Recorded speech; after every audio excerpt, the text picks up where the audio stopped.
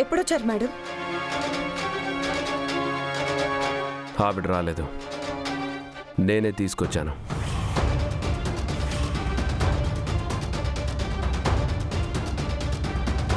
ఎలా ఉన్నారు మేడం? ఆవిడ ఎలా ఉన్నారో నీకు తెలీదా మనోహరి?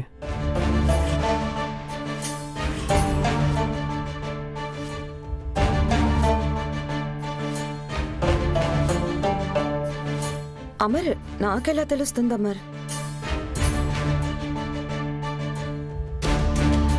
మేడం, ఇన్నాళ్ళు ఏమైపోయారు మేడం? ఎక్కడున్నారు? నిజంగా నీకు ఈ వివరాలేమీ తెలీదా? లేదమ్మర్, నాకేం తెలీదు. అదేంటి, నువ్వు తన స్టూడెంట్వే కదా?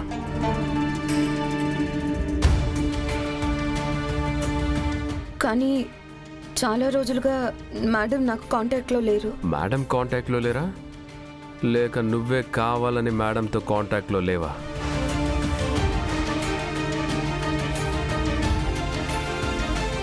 ఎందుకు మరి అలా అంటున్నావు?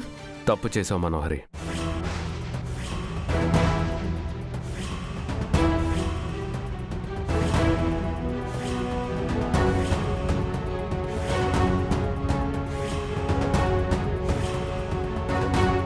చిన్నప్పటి నుంచి నిన్ను పెంచి చదువు చెప్పించి నిన్ను ప్రయోజకురాలను చేసిన గురువు, అమ్మతో సమానమైన మనిషి పట్ల నువ్వు ఇలా ప్రవర్తించడం ఏమీ బాగలేదు.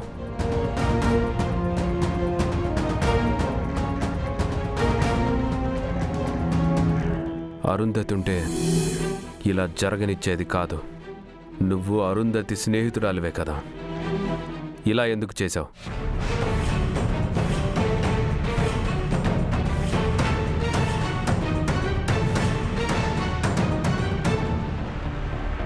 అసలు ఏం జరిగిందమ్మా? అరుంధతి నువ్వు ఈవిడ దగ్గర పెరిగారు, చదువుకున్నారు. మీ ఇద్దరి గురించి ఈవిడికి బాగా తెలుసు.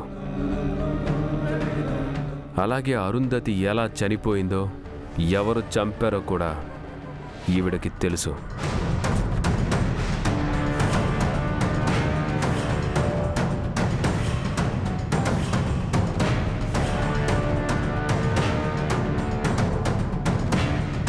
తనకు తెలిసింది నాతో చెప్పాలని ఈవిడ చాలాసార్లు అనుకున్నారు. కానీ అరుంధతిని చంపిన హంతకురాలు ఈవిడ నాతో విషయం చెప్పకుండా అడ్డుకున్నారు.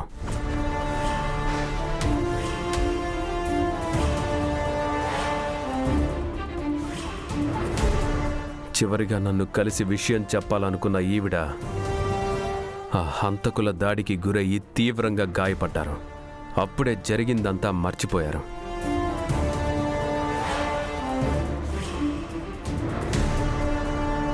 ఇప్పుడు ఈవిడికి ఏమీ గుర్తులేదు.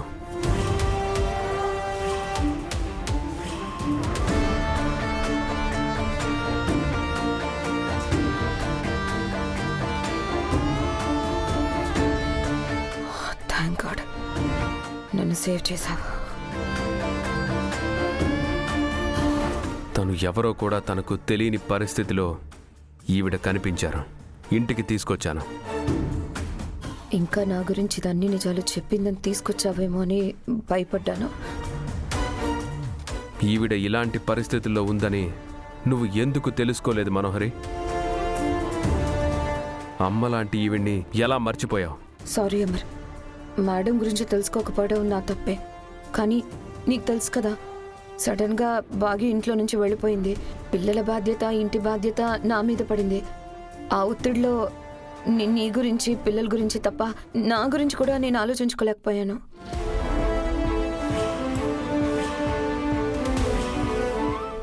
Anyway, thank you so much Amar. మా అమ్మ లాంటి మేడంని కాపాడి ఇంటికి తీసుకొచ్చావు. అరుంధతే గాని బ్రతుకుంటే ఏం చేసేదో నువ్వు కూడా అదే చేసావు. Thank you Amar. It's okay. ఈవిడ నాతో ఏదో చెప్పాలనుకుంది. గతం మర్చిపోవడం వల్ల చెప్పలేకపోతుంది. బట్ ఎలాగైనా నా ఆరుని చంపిన వాళ్ళెవరో తెలుసుకుంటాను.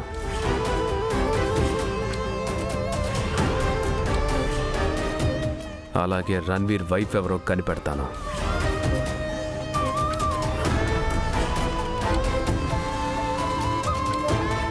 ఆరు హత్యకు రణ్వీర్ వైఫ్కు ఏదో కనెక్షన్ ఉంది.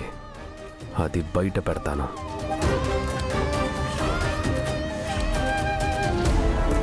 రాథోడ్ సార్. సరస్వతి గారిని ఆశ్రమానికి తీసుకెళ్ళి రాజుగారికి అప్పచెప్పు. ఇక నుంచి ఈవిడ అక్కడే ఉంటారు. తన వైద్యం ఖర్చులకు అంతా మనమే ఇస్తామని చెప్పు. Okay sir.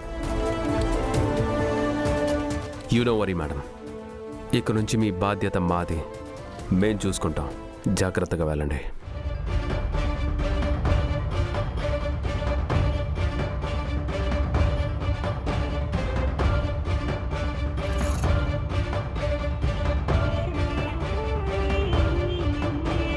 రండి మేడం. వెళ్ళొస్తానమ్మా.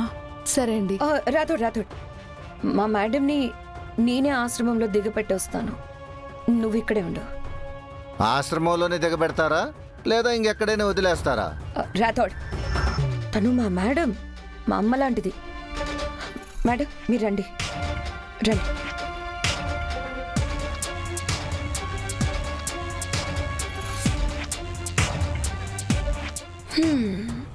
ఏంటి వార్డెన్, 5 సంవత్సరాల క్రిందట నేను పెట్టిన భయం నీలో ఇంకా ఉందన్నమాట. అందుకే కదా గతం మర్చిపోయానని అమరేంద్ర దగ్గర అబద్ధం చెప్పావు. నువ్వు చచ్చే వరకు నీలో భయం అలాగే ఉండాలి. నీ భయమే నా ఆయుష్. కాదు కూడదు అని ధైర్యం చేసి అమర్కి నా గురించి నిజం చెప్పే ప్రయత్నం చేశావో ఆ మరుక్షణమే నువ్వు చస్తావు.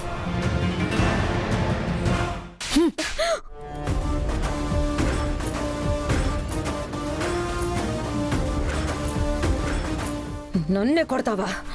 నువ్వు చేసిన తప్పులకు నిన్ను చంపిన పాపం లేదే. ఎంత నీచురాలివే నువ్వు. ఛీ!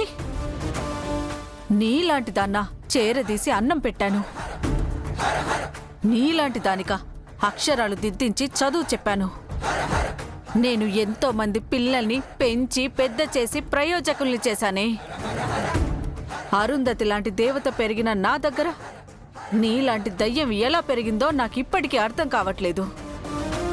ఇదిగో, చాలా ఎక్కువ మాట్లాడుతున్నావు వార్డెన్. నీ గురించి అమరేంద్ర గారి దగ్గర ఏం మాట్లాడలేదు, సంతోషించు. ఇందాకేమన్నావు? నాకు భయమనా?